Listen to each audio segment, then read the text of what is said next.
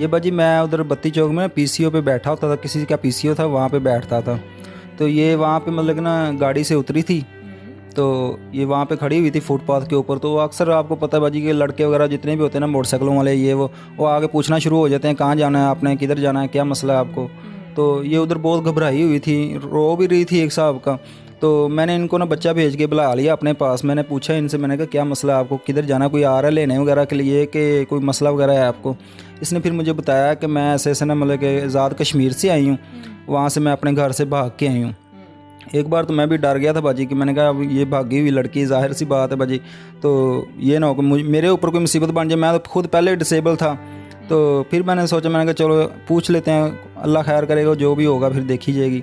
तो मैंने इनसे पूछी सारी स्टोरी वगैरह, मतलब कि इससे पूछा क्या मसला हुआ, क्यों आप भाग के आई और किधर जाना है आपने आगे।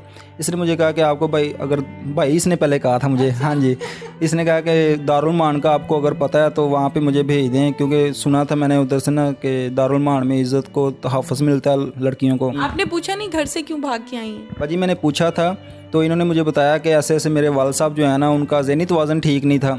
उसकी वजह से जो मेरी भाभी थी वो मुझ पे और मेरे भाई के ऊपर, सक्के भाई के ऊपर इल्ज़ाम उसने लगा दिया कि ये दोनों गलत हैं। तो उसकी वजह से मुझे बहुत, चाचू ने भी मारा था, मेरे वालिद ने भी बहुत मारा था।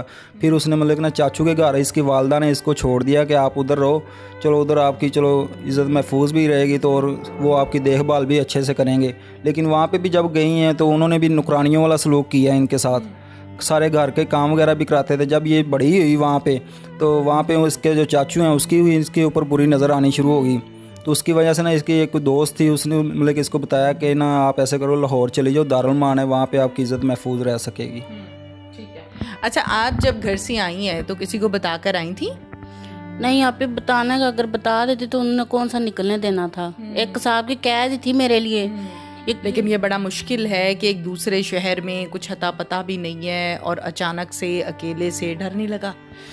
आप पे डर तो लगा था, लेकिन जो डर और जो इज्जत मुझे वहाँ मिलती थी ना, उससे कहीं ज़्यादा नहीं था। ठीक है। अच्छा, मुझे ये बताओ कि जब फर्स्ट टाइम सरवर को देखा और सरवर ने बताया कि कोई मसला नहीं है, हम देख लेते हैं, तो कैसा लगा था? आप पे लगना कैसे था, मैंने तो इनसे यही कहा था कि मुझे दारुल मान जाना है, क्योंकि मैं सोच के घर से